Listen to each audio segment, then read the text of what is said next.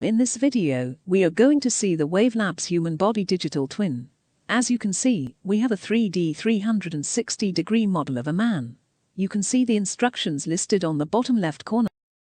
So, we can left-click and drag for 360-degree view.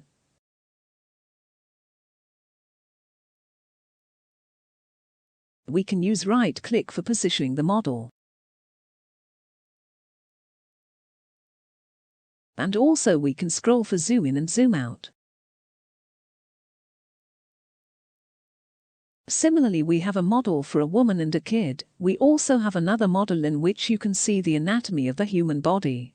Here we can click on any part to view the live report of that part.